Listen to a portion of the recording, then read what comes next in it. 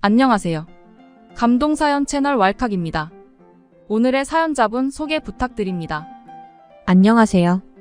저는 프랑스 파리에서 온 로즈라고 해요.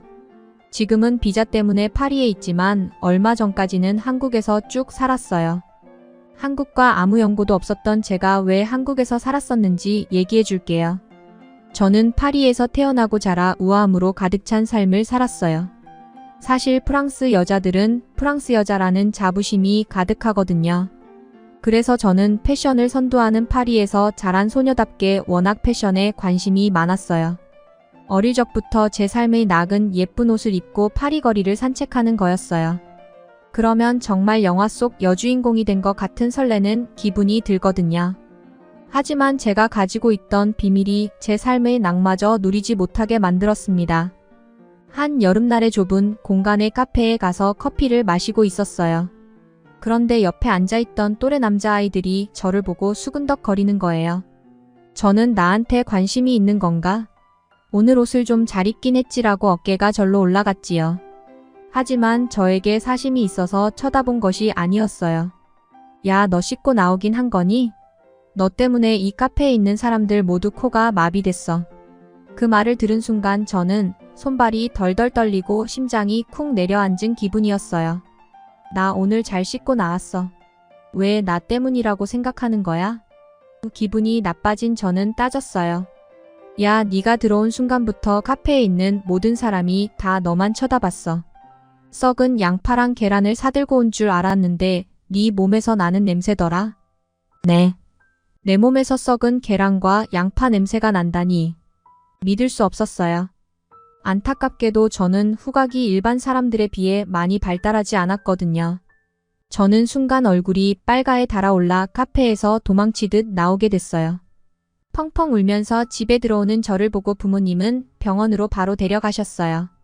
병원에서 진단을 받으니 냄새로 저를 끈질기게 괴롭혔던 병명은 바로 액취증이었습니다. 의사 선생님은 프랑스 내에서 액취증을 가진 사람들이 많다며 겨드랑이 땀 억제 주사와 데오도란트를 열심히 챙겨 바르면 일상생활에는 문제가 없다고 했어요. 저는 그때 이후로 꾸준히 겨드랑이 주사도 맞고 레이저 제모도 열심히 했죠. 근데 이 냄새에 대한 자각이 한번 오니까 다른 사람 냄새도 열심히 맡게 되더라고요. 보통 프랑스 사람들은 저처럼 겨드랑이 냄새는 무조건 나요. 유럽 사람들 모두요. 여자들은 향수나 화장품 냄새로 겨드랑이 냄새를 가리려 하고 남자들에게는 모두 데오도란트가 섞인 겨드랑이 냄새가 나요. 아무리 잘 씻고 데오도란트를 발라도 특유의 겨드랑이 냄새는 숨길 수 없구나. 저는 액취증을 진단받은 이후로 여름에는 외출을 안 하려 하고 다른 계절에는 외출을 해도 3시간 이내에 집으로 돌아오는 룰을 만들었어요. 왜냐하면 아무리 잘 씻고 나가도 저는 외출 후 1시간만 지나면 냄새가 났거든요. 외향적이었던 저는 점점 방 안에만 갇히게 되었고 친구도 점점 잃게 되었어요. 파리 길거리에서 꽃향기 맡는 것을 정말 좋아했는데 이젠 제 냄새와 너무 대조되니 그것마저도 자존감이 바닥쳐 꽃향기가 잔인하게 느껴지더군요.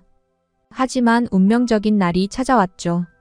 원래 저는 파리에서 대중교통을 잘 이용하지 않으려고 해요. 특히 버스요. 왜냐하면 제 냄새 때문에 사람들이 다 쳐다보는 것 같거든요. 피해의식일 수도 있지만요. 그렇지만 제 오랜 친구의 피아노 연주회가 마레지구 쪽에 열려서 버스를 탈 수밖에 없었어요. 그날은 뜨거운 여름날이었어서 저는 나가기 전까지 데오도란트를 잔뜩 발랐고 몸이 뽀송해지는 물티슈, 탈취제 등등 만반의 준비를 하고 버스를 타러 갔죠. 파리의 여름은 관광객들이 많아서 그날 버스는 사람이 유난히 더 많았어요. 제 좌측에는 키 큰 동양인 남자 무리가 있었고 우측에는 프랑스 남자들이 있었어요. 제가 오른쪽으로 고개를 돌렸을 때는 손잡이를 잡고 있던 프랑스 남자의 겨드랑이를 직접적으로 마주했어요. 땀 냄새와 겨드랑이 냄새가 섞인 악취가 많이 맡아본 냄새라서 안심했어요. 일반 남자들은 나와 비슷한 냄새가 나는구나. 다행이다.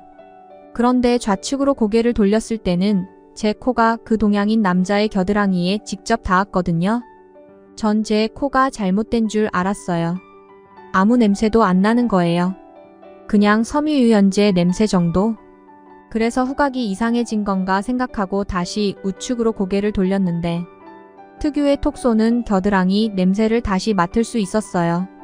너무 혼란스러워 다시 좌측으로 고개를 돌려 그 동양인 남자 무리의 냄새를 맡았어요. 그런데 그냥 땀 냄새와 섬유유연제 섞인 냄새만 나서 오히려 좋은 거예요. 그 남자들이 하는 언어를 들어보니 한국어를 했어요. 바로 한국 남자 무리였던 거예요. 저는 조심스럽게 번역 어플로 물어봤어요. 혹시 향수나 데오도란트 어떤 걸 쓰시나요?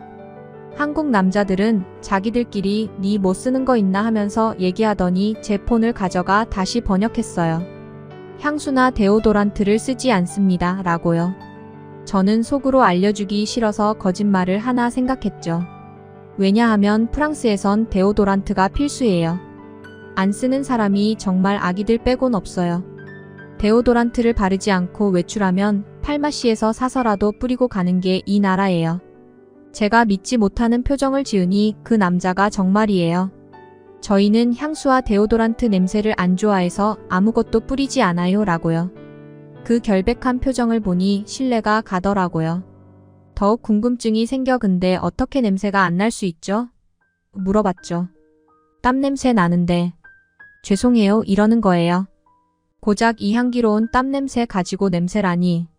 저는 스마트폰으로 구글에 더 스멜 어브 코리언즈라며 온갖 검색을 다 했어요. 그런데 정말 놀라운 것을 발견했어요. 바로 한국인은 아포크린 땀샘 분비가 적어서 전 세계에서 제일 냄새가 안 나는 유전자를 가지고 있다는 거였어요. 저는 그 순간부터 한국인이 세상에서 제일 부러워졌습니다. 냄새 때문에 일상생활이 불가능하던 저인데 한국인은 태어날 때부터 향기롭다니. 집에 오고 나서 미친 듯이 관련된 논문들과 외국인들의 한국 여행 일지들을 봤어요.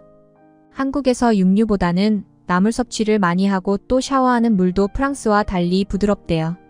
그리고 오히려 데오도란트를 쓰지 않는 게 장기적으로 냄새에 더 도움이 될 수 있다고. 어떤 외국인은 한국에 1년 동안 살고 나니 체질이 변한 건지 겨드랑이 냄새가 줄어들었대요.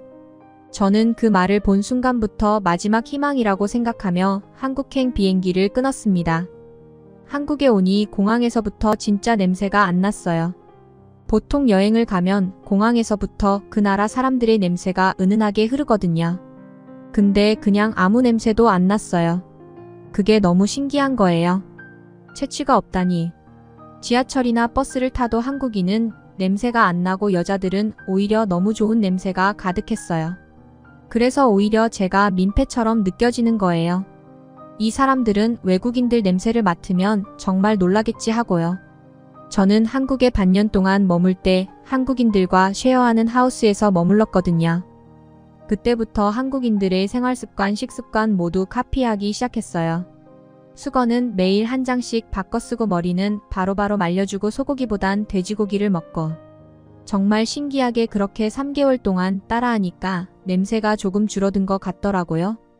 그리고 반년 뒤 정말 신기하게도 저는 액취증을 자연스럽게 극복할 수 있었어요. 이게 한국의 마법일까요?